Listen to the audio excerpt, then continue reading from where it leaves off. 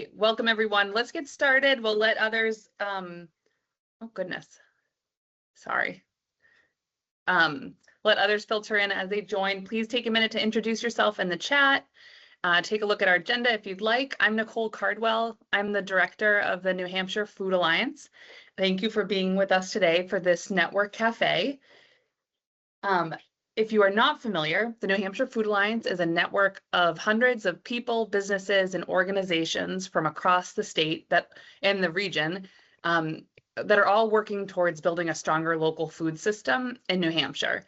And the Food Alliance tries to understand and know the players in the food system in New Hampshire and to help all of us work more effectively and efficiently together towards our shared goals. So these are some examples on the screen of partners within our network, of which most of you in this room, I know you and are considered one of them. The Food Alliance is a program of the University of New Hampshire. We're part of the College of Life Sciences and Agriculture. And we host, as part of our work, a monthly Network Cafe series. The first Friday of the month, we come together to learn about different topics, critical issues that are facing our food system. And we typically do it in a similar format where we have about half of it or a little more than half be content coming from visiting speakers or our team, and then the remaining 20 minutes or so an opportunity for discussion, questions, and general interactivity. Today is we're talking about a program called the USDA Resilient Food System Infrastructure Program. We're talking about something else, but this is a related element that I want to frame for us as we go into our discussion. As part of this RFSI program, New Hampshire was awarded a little over $2 million to support farms and food businesses in the state and fund middle of the supply chain equipment and infrastructure. The New Hampshire Department of Ag Markets and Food accepted those funds and are managed in partnership with UNH Cooperative Extension, managed awarding those funds to over 20 businesses. Josh can speak more eloquently about that across the state over the last couple of years. And those projects are now working through to actually get underway. So as related to that program, we developed a field trip series this year to learn about middle of the supply chain infrastructure that exists in New Hampshire, and then also learn about what's happening in our neighboring states, learn about really innovative programs and businesses happening in Maine and Vermont. And because only a small group of people are able to fit on the bus to go to these places and take a whole day out of all of our very busy schedules to do so, we are using the Network Cafe series to bring what we learned to a broader audience. So that's what we're here to do today. And I'm going to hand it over to Caitlin Porter, Value Chain Coordinator for New Hampshire Food Alliance, and she's going to guide you through the rest of this Network Cafe. Awesome. Thank you, Nicole. Thank you, everyone, for being here. Hope you're staying nice and warm on this frigid day. So we're going to dive right into the field trip that happened in Maine just a few weeks ago. And during that day, we stopped at two places, Fork Food Lab in South Portland. And then during our lunch hour, we heard about two really innovative projects. And then after lunch, we hopped back on the bus and went up to Brunswick to experience and learn about Harvest Maine. So I'm going to kick things off today and talk about those two projects that we heard about during the lunch hour, and then I'll hand things off to Bill Soretter, who's joined us today from Fork Food Lab, and then after that I'll hand things off to Matt Chappell to talk about Harvest Maine. So first, about these, yep. I'm sorry, before you dive in, I just wanted to, I forgot to say to the group that I just wanted to flag for everyone that there's often journalists on our Network Cafe, and the event is being recorded and is posted afterwards. And so just wanted to share for you all that information as you go into the interactive session or even your presentations, that often we're so pleased to have journalists to be interested in these topics, and they often use quotes and things from this. So just, I always want to be cognizant of that when I'm speaking in these, and just want you to know that going into it. Great. Go for it, Caitlin. So 2 projects that we heard about from Doug Klopp during our field trip were both spearheaded by the Maine Farm and Sea Cooperative, which is a nonprofit in Maine whose purpose is to identify innovative partnerships and value-add processing projects that create Maine-based supply chains from Maine farmers to institutions. They really focus on that institutional connection. So they have identified a couple of emergent needs over the last few years and been able to respond in really innovative ways. So we wanted to take a minute to highlight them here. The first is Maine Marinara Collaborative. It was launched with the New England Food Vision Prize Award that they landed in 2022. It was $200K over 2 years, dedicated to creating a marinara product that was at a minimum of 51% sourced local from Maine, so that it could qualify for what had just recently passed the Maine School Reimbursement Program, had that requirement. So they had that in mind. They launched in with that funding, and they built forward contracting relationships with local farms to ensure that they were going to have the product they needed to hit that quota. They also did that as a way to build long-term relationships with farms, that when they knew that they were buying their seeds back in, December or January, the winter prior, they knew that they had a secure market waiting for them when the product was ready and coming out of the field. So they got busy creating those relationships, and they ended up creating a product. It was a 20-pound, 3-gallon hot pouch with a shelf life of 18 months that was good for institutional purchases. They made a lot of relationships with schools in the meantime to build a market. And through the Food Vision Prize, they actually started out with agreements, purchasing agreements from 19 school districts across Maine, which in perspective represents 75 schools or 31,000 students. So they didn't necessarily start small. They dove in, but they wanted to start at a certain scale to know that they could then scale it up over time. Luckily, and the big success story that came from this is that it was the very first product certified by the Maine Department of Education for Maine School Reimbursement Program. So it was, I believe, 56% local product, and then schools could be getting reimbursed, which makes it that much more affordable for them to source. He also shared a little anecdote that I thought was really fascinating, is that at the time, a few years ago, Portland School District was being led by a food service director who was so passionate about local sourcing that Portland School District was serving upwards of 30+% local foods to their students. So Maine, just being in Maine, being in Portland was so inspiring, because there really is a history of local sourcing there. Since then, the program has expanded to over 26 K through 12 school districts across Maine, as well as the Maine Department of Corrections. And they are thinking about diversifying to salsa and tomato soup. And here are a couple of images. They got some great press with it being certified as the first reimbursable product, along with a seafood monkfish stew that was also being created at the same time.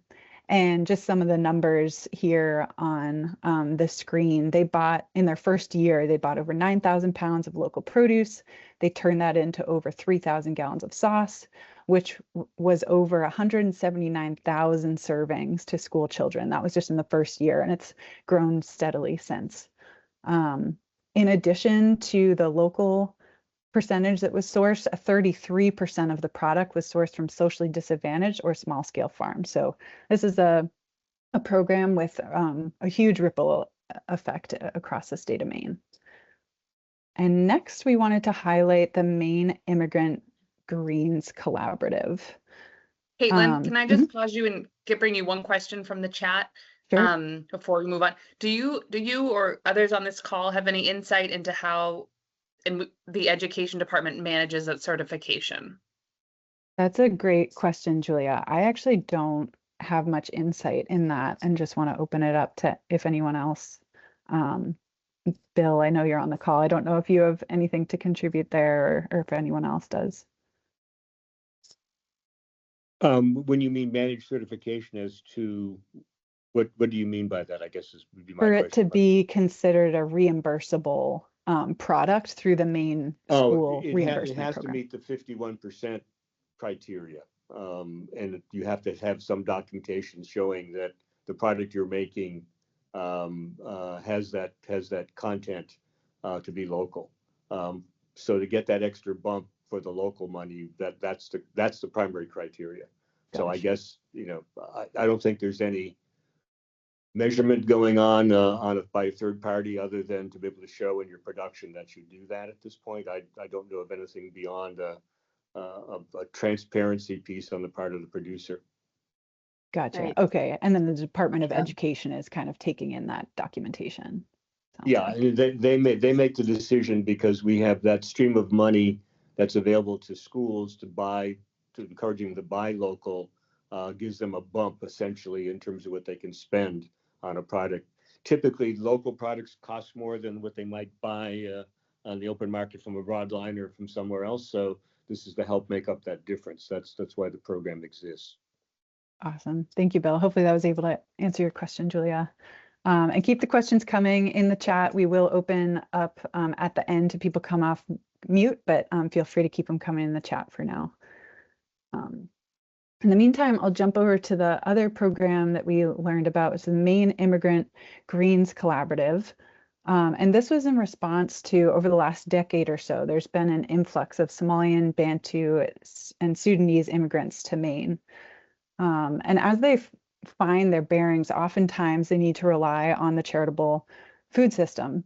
It's probably no surprise to any of us on the call that the food in the charitable food system often leaves something to be desired. But Doug mentioned something that was really interesting during his talk, is that not only are these foods, tend to be more highly processed and therefore less healthy. But when people immigrate to this country and they're used to an entirely different diet, their microbiome is actually developed to digest certain foods well, like any of us. And so when that changes virtually overnight, it can actually lead to these communities being prone to much higher rates of diabetes, which I found really eye-opening. So there was an identified need for more culturally appropriate foods to be in the charitable food system of Maine to address these immigrant communities' needs. And so again, the Maine Farm and Sea Cooperative was able to get the right people in the room at the right time and form a pilot project with Farms for Food Equity, where they were buying in hardy greens, collards, kale, broccoli greens, cauliflower greens, greens that we don't typically have a market for in this country. And they used LFPA federal funding to pay farmers, full price for their products.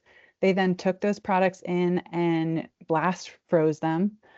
They distributed them fresh when they could, but they were also taking them in fresh and freezing them in preparation for the winter when those greens weren't going to be readily available, so that they could have a steady supply for these immigrant communities year round, which is really powerful. And what they found was that they couldn't put them in the pantries fast enough. They were absolutely addressing a need. And even interesting, in addition to that, which I found really cool, was that these immigrant communities, when they visited farms, they actually identified even more products that farmers typically don't have a market for, such as Brussels sprout crowns. And they really wanted to have access to these products that otherwise would, be put in the compost pile at a farm. So they were not only using federal funding in a great way to pay farmers to get more food into the charitable food system. They were also identifying more and additional markets for food that otherwise wouldn't have a channel for. So it was a really innovative product. It again had another ripple effect in the Portland area and across Maine. So here are some examples of the farms that source the greens, and then this is a picture of Ron Adams, one of the founders of the cooperative holding the finished product.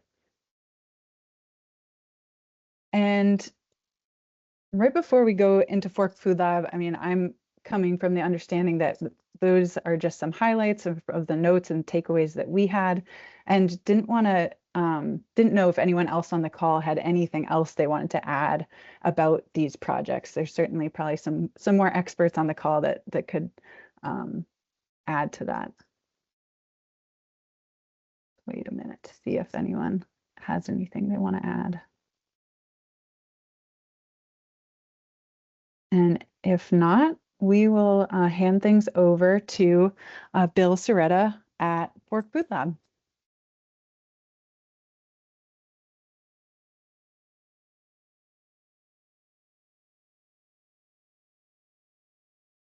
So if you're on mute, Bill, we can't hear you. Can you hear me okay Yep. now? Yep. I pushed the button twice. Yep, we can hear you. Okay. Hi, I'm Bill Soretta, Executive Director of Fork Food Lab, and I'm pleased to be here today to share with you what we're up to and to expand, I guess, on what's been presented already, because the groups that have been outlined here are part of a major project that Fork is managing.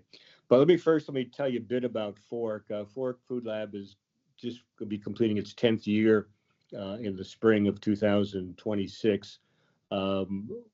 We moved from a 5,200 square foot facility 2.5 years ago into the facility we have now, which is actually two buildings, and I only says 42,000 square feet. That's the square footage we have available in space, but in reality, we are focusing only on 30,000 square feet, and of that, we've only completed 17,500 that is currently usable. Fork is at its core is a shared facility, and we have 85 companies that currently work out of here. Some are here a few hours a month, and others are working out of here every day. We have different categories of membership. The key to all of them is we lower the barriers to entry by providing equipment and space for them to develop and grow their businesses, along with technical support services, whether we provide those or they are provided and organized by the several other organizations in Maine that provide those services. We help coordinate and facilitate those as well. Which I think is important here is that, as part of our move, we wanted to expand and improve our shared facility for growing Maine businesses. And just to give you a flavor, we're talking food trucks, prepared foods, to go, consumer packaged goods, and caterers make up our membership. And that the variance in numbers changes from month to month and year to year. Most of our 18 or 20 or so mobile units, which include food trucks, will go into winter hibernation starting about now, and you won't see them again until spring. But caterers and consumer packaged good folks and those doing prepared meals to go are active pretty much year round with different highs and lows.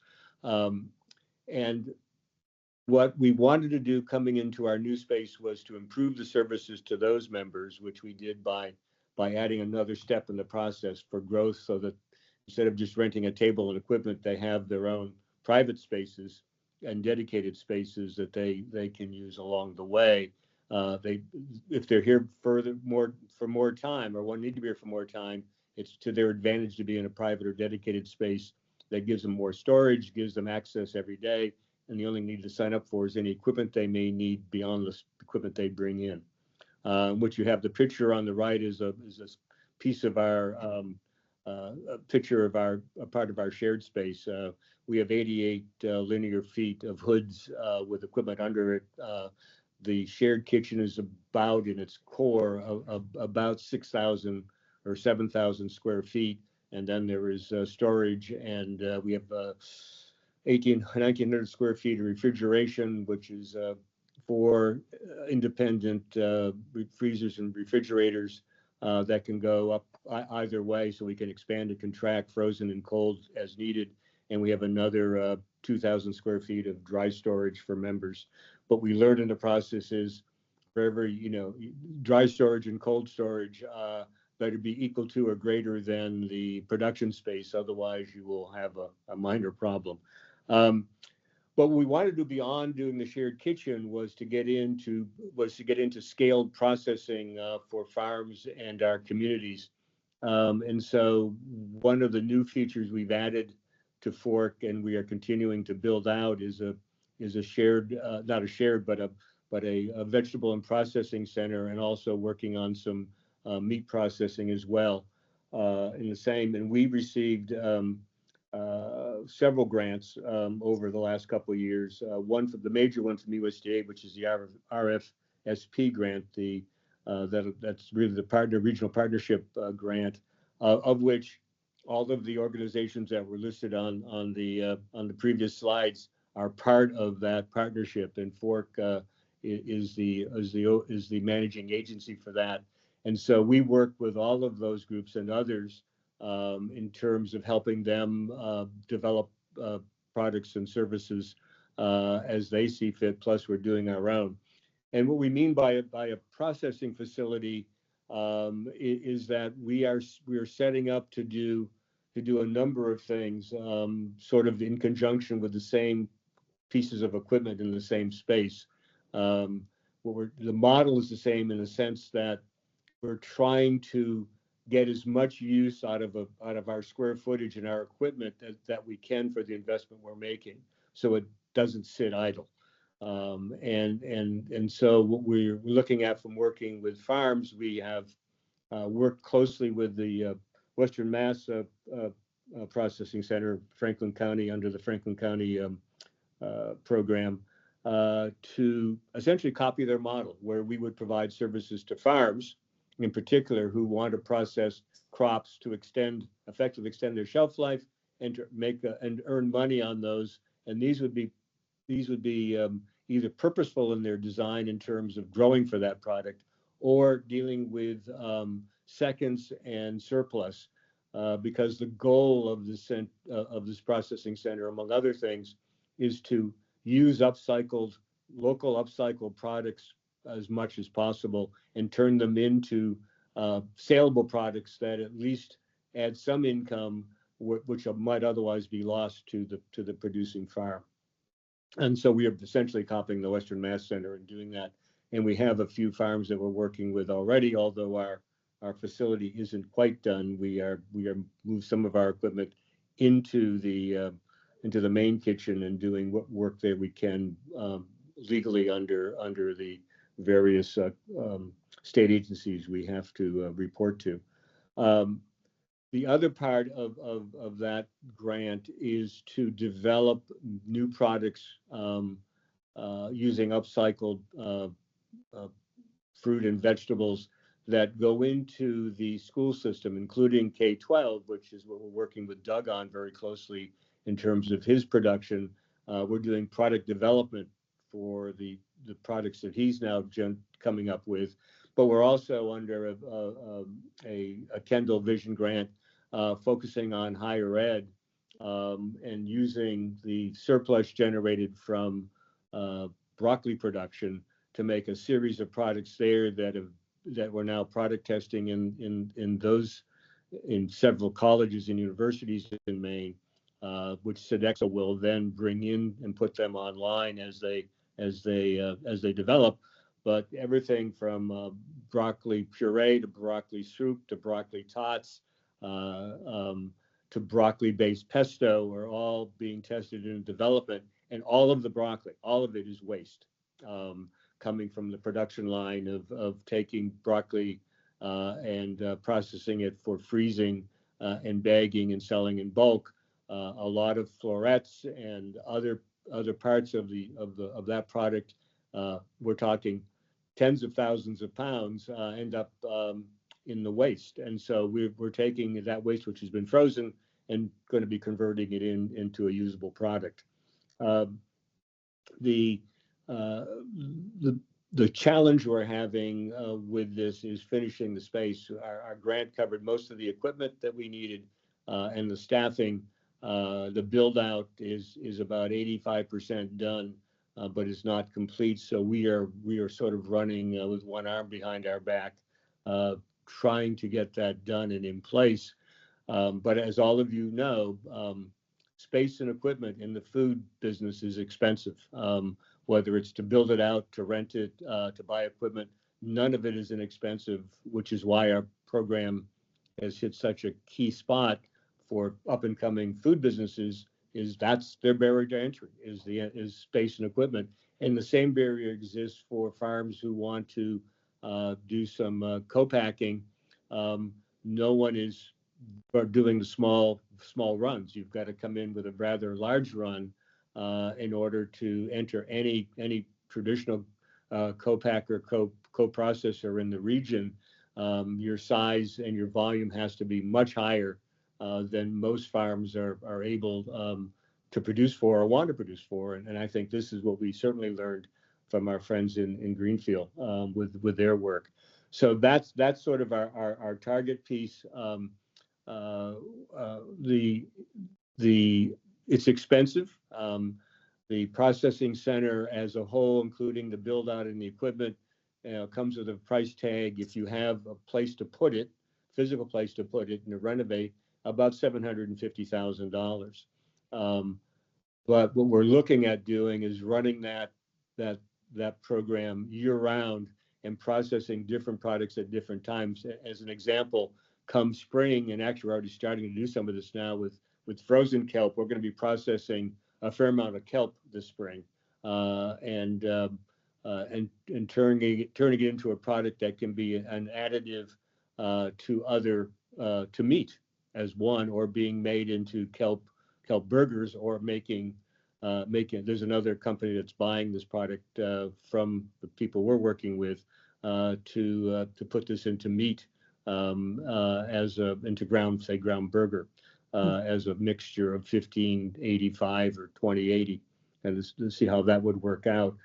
We also work with Matt, who you're going to hear about next, in terms of we doing processing there. We process the apple pumice that's left over from making cider to give him the base to make his products, which he can talk about when he's doing this. But we are sort of trying to serve as that middle piece in the processing space that simply does not exist at any scale smaller than large runs, so that as those products are developed, they can grow and become large enough either to do it on their own in their own facility, or to go to a much larger processor to do that for them.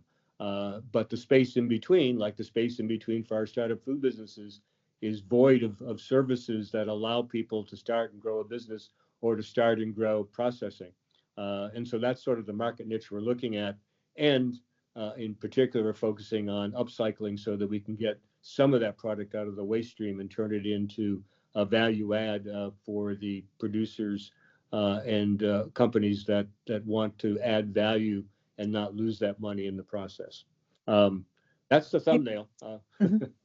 Awesome, Bill. Thank you so much for that overview. Just for folks who are, learning about Fork Food Lab for the first time, just thinking broad strokes. So, one thing that you offer is that, like we're seeing the pictures of this shared facility. So there's an online platform that members pay, monthly fees, and it gives them access to all of this equipment. or all of these different spaces. The building is really fascinating. It has all these different nooks and crannies that are so specialized to people's needs. They can rent out the spaces and equipment that they need for small business food entrepreneurs who are starting up their business. Right here, we're seeing someone peel their garlic. We're seeing someone canning up or jarring up kimchi as some examples. So that's kind of one bucket that they do, that shared facility. On the other end, Bill touched upon this processing services, or that kind of co-packing, co-manufacturing that we were learning about last month in Genuine Local. So they're getting more into that as a whole new suite of services that they're going to be providing folks, where they're taking those ingredients in and then in-house making products. There's a smaller third bucket that I'm wondering if you could just speak to for a minute. And that's that bulk purchasing service that you provide. No worries. And just what kind of barriers you're helping to alleviate by providing that service. Yeah, one of the other pieces we added is, and this was actually an idea that came from members in our old building. They just started getting together when they wanted to buy something, and they each needed 20 pounds, but it was better to buy it in a 50-pound bag or a 100-pound or a 35-gallon bucket or whatever. They would get together and say, hey, I'm buying this, who wants to join me? And they would do that. That would happen every once in a while. And we decided, let's make that into a program. So we got a little bit of funding for that from a foundation, and we have a person who, her job is to aggregate buying for as many members on any given time on their orders, and to basically, so when we're buying from broadliners or from farms, we aggregate those orders and get the aggregated price as opposed to the gallon price or the 5-pound price that most of our members are buying at for their product. And then we took a step beyond that. We buy in advance on products so that we can store here, and we have basically like a little store. They can pick up I need 5 gallons of honey. There it is on the shelf. We bought it in bulk and broke it down and make it available. So a lot of products that we can have a shelf life on, we can keep in-house and available. Again, the pricing, they're paying less per unit of weight or volume than they would be otherwise. And that's important because that's what they need to be at in order to grow their business. Mm-hmm. The other thing we've added to that is not only do we do that with broadliners and farms, we also do it with paper goods now. So a lot of our members use paper goods, paper products. So we buy all our stuff from Portland Paper Products, and we've added this buyer. So we buy in bulk on paper goods, and we break down cases and have stuff available by smaller unit. And then to add to that, we also do now small wares. So all of these programs are usually not open to our members because they're not big enough to put a big enough order in, or they have to pay a monthly fee to do it. Because we're sharing that, we're able to set up effectively a small internal co-op that reduces the price per unit to them and allows them to get a better pricing and hopefully some better margin on the products they're making. It's a slow program to get going and get up and running, but once it got running, more and more people jumped on. Like everything else, well, I always do it this way, and now you're offering me something new. And we had to prove that it worked. And when the new people who came on first were actually saving money, quickly grew to many, many, many members now using it, ordering 2 and 3 and 4 times a week, plus using the store. Mm-hmm. That's great. Yeah, thanks so much for going through that third program that you offer. I just think that's a really clever way to pass on yet another benefit to your members and helping them be just, that slightly more price competitive in the market, which is a huge service. So thank you so much, Bill. I'm sure folks will have questions for you at the end, but in the meantime, we're going to hand things over to Matt from Harvest Maine and hear a little bit about their processing facility and products. Excellent. Well, thank you, Caitlin. Appreciate that very much. Good to be with you all. And I also thought it was a nice contrast to follow Bill's presentation from Fork Food Lab. And we love Fork Food Lab. Bill mentioned that we are a customer in the processing realm, but the contrast is really interesting, perhaps for your audience, in the sense that our scale is very different. What they're doing is on a much larger scale. We're a single standalone processing facility that is maybe 2,000 square feet. I don't know what our exact amount is. But we are also a for-profit, not a nonprofit. So we're taking a market-based approach to what we do. And we are also not a shared kitchen. We, although we do rent our space occasionally for different projects, we're generally operating for ourselves. So I think a good comparison to what you're hearing from Fork Food Lab.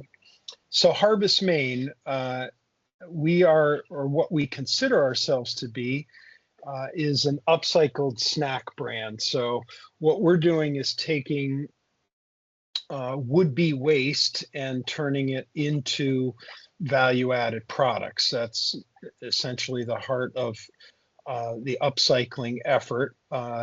So for example, we work with about 20 Maine farms to use up their seconds, oftentimes seconds that would otherwise be left in the field because it doesn't make sense for them to go to the trouble of washing, packing, whatever the case may be, putting that effort into the second if they don't have a market for it. So we've developed relationships and they divert those seconds to us, deliver it right to our facility, and we put them to use.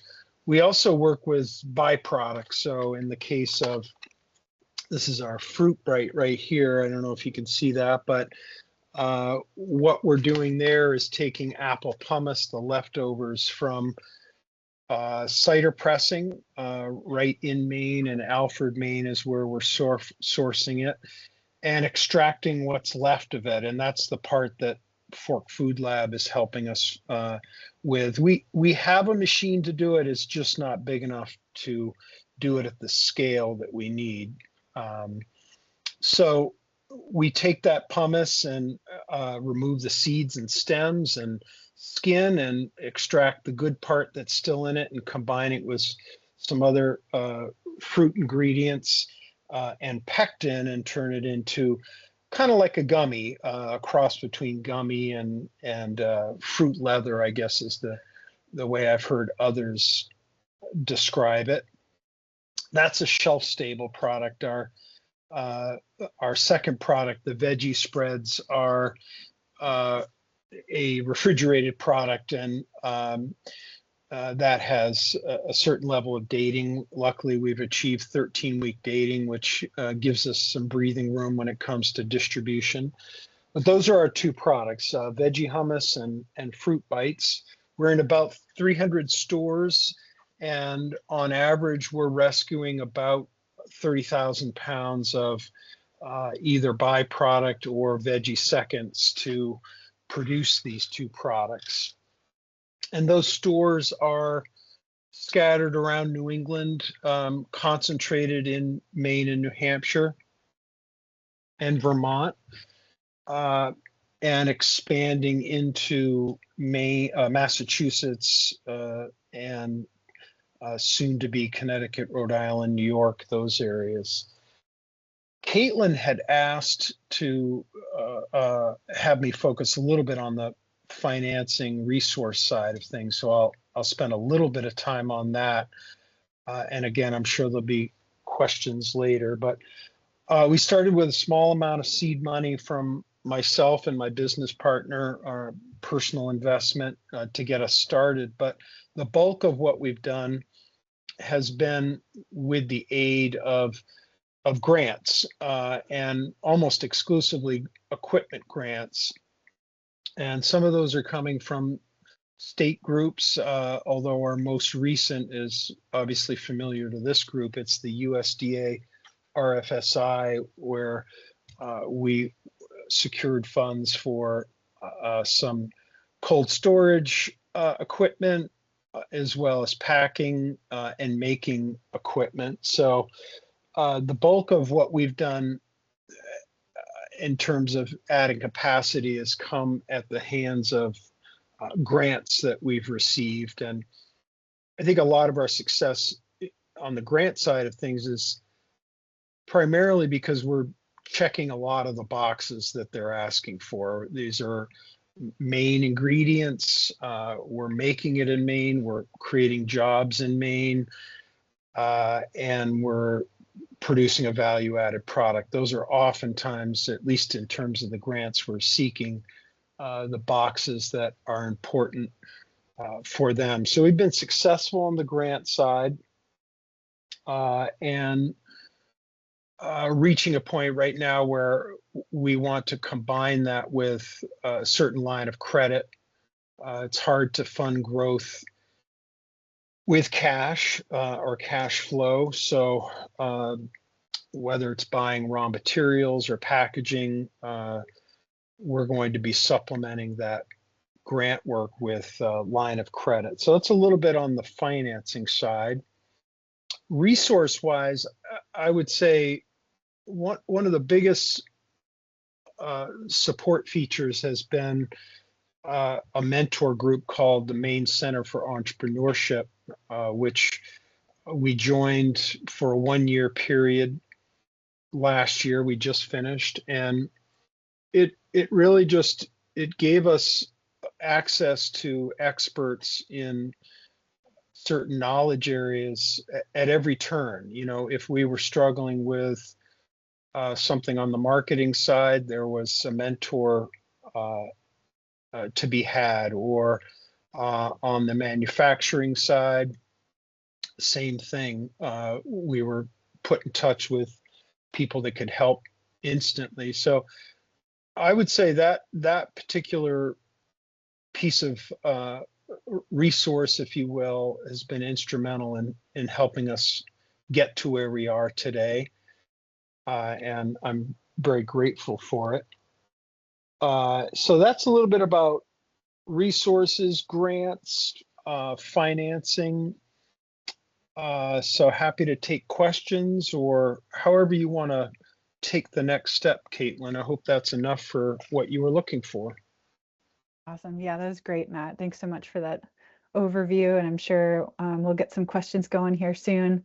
For right now, I'd love to take a minute and hand things over to Assistant Commissioner Josh Marshall. We were lucky enough where he's prioritized coming and joining us on these field trips.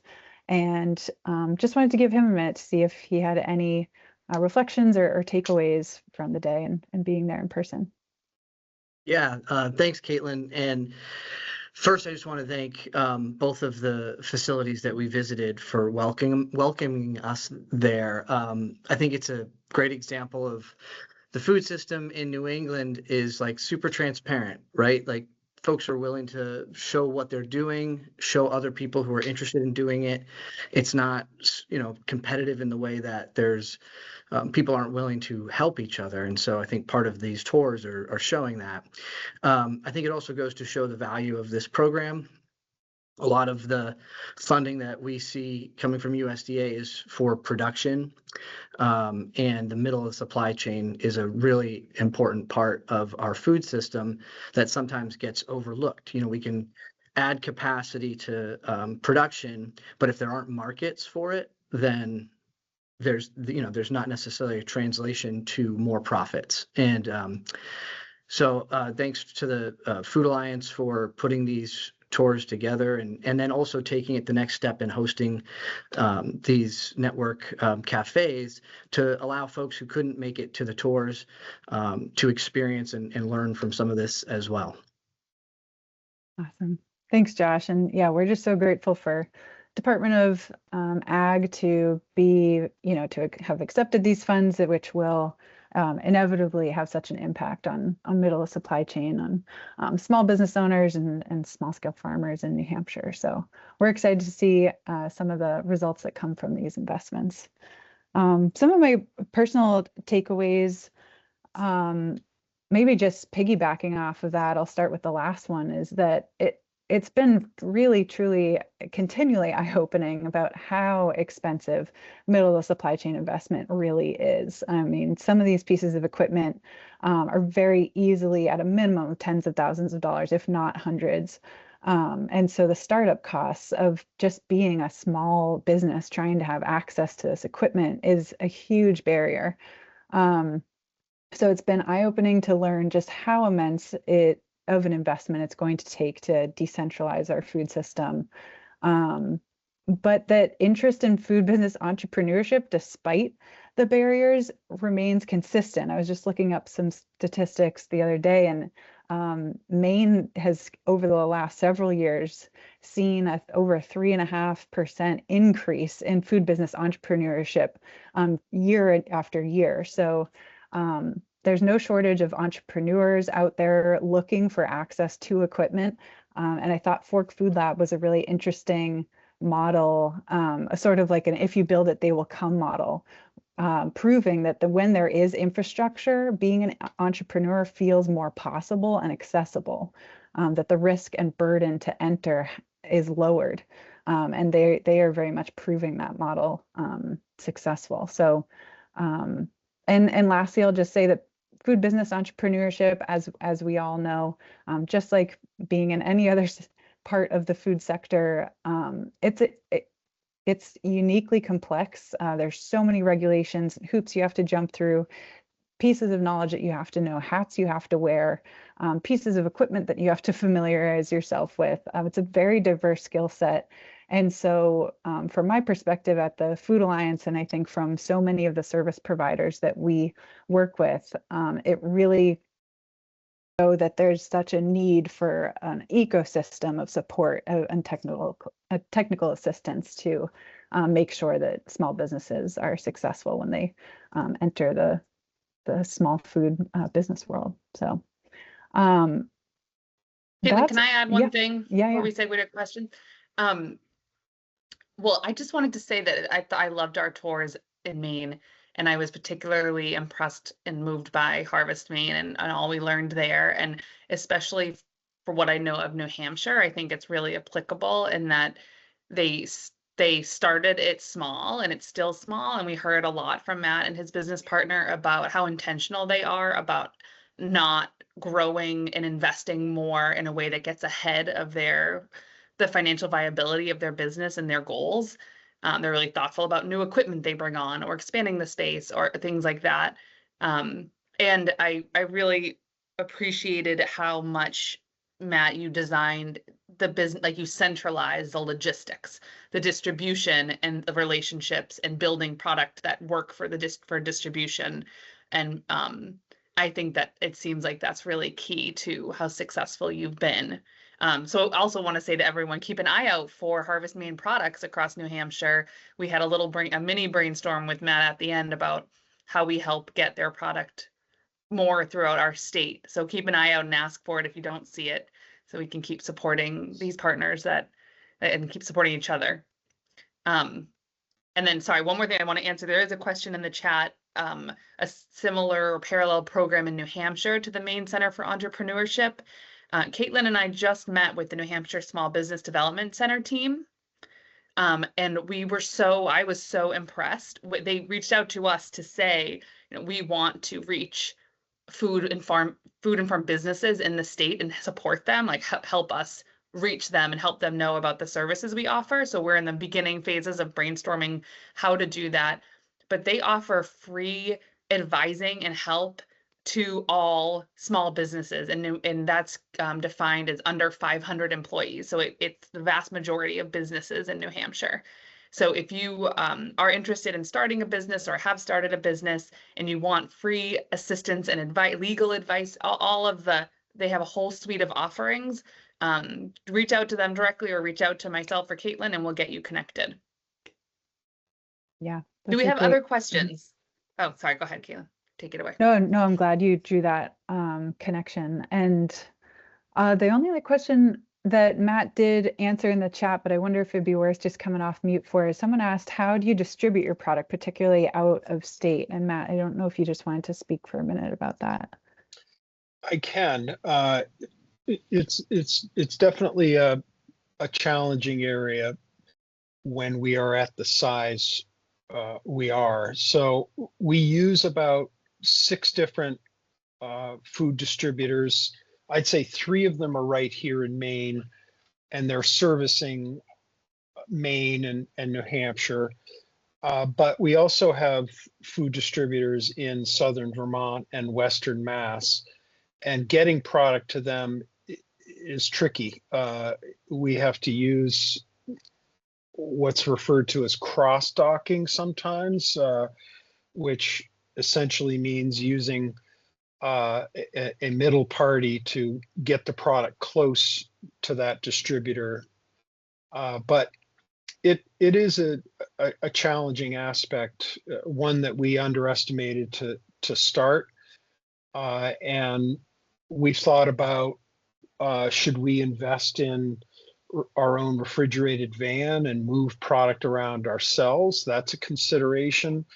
But then you have to ask yourself, is that the kind of business you want to be in? Do you want to be in the trucking and distribution business?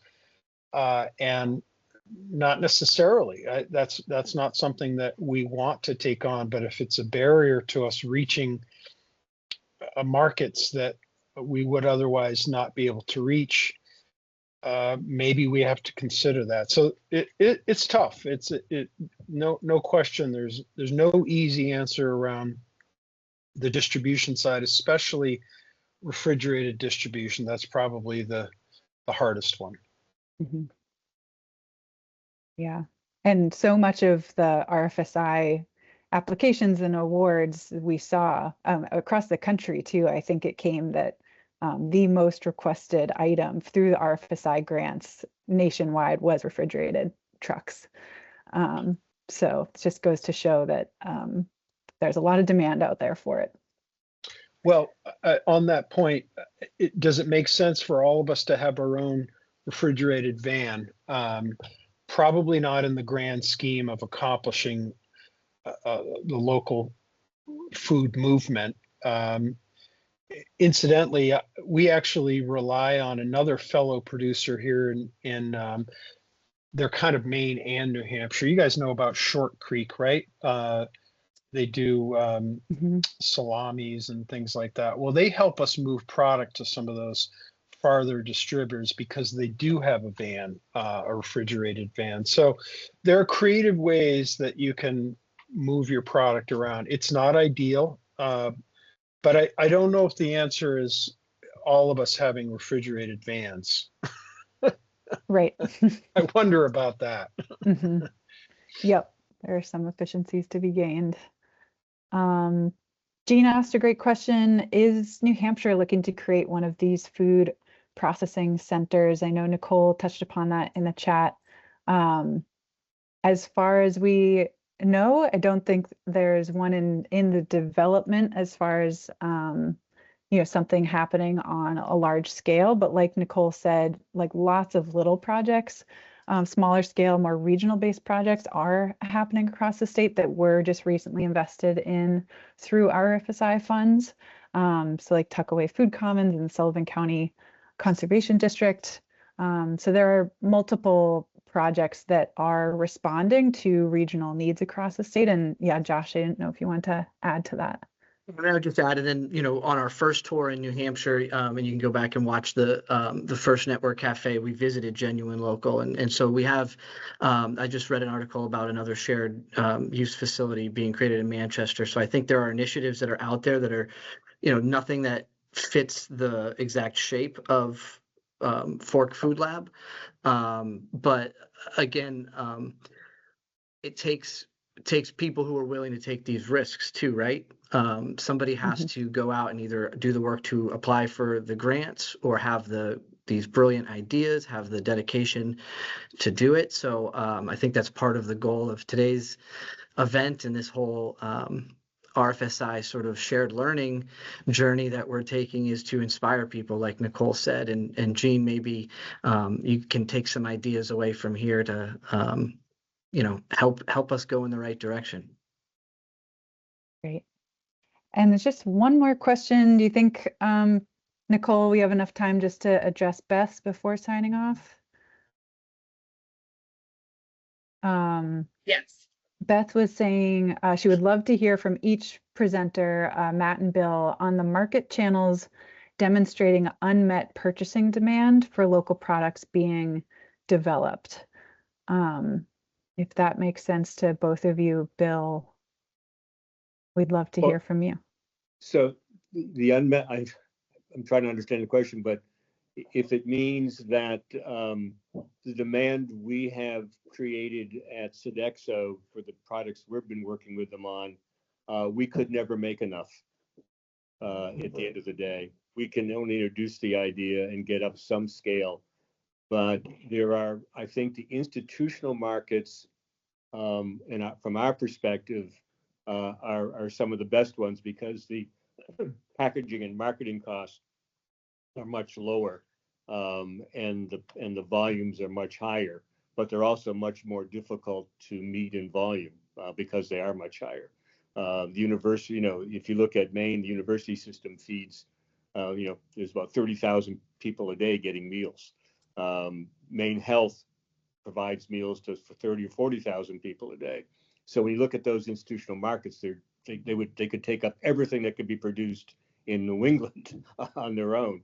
So I think there's a huge demand for local products, healthy products, upcycled products are there, particularly in the K-12 and higher ed market, which is where your up and coming consumers are located. Mm-hmm. Great. Yeah, Matt, do you have anything you want to add? I was also kind of curious about the question. I'm not sure I totally understand it, but if the question is basically is there demand for local products in these locations that we go?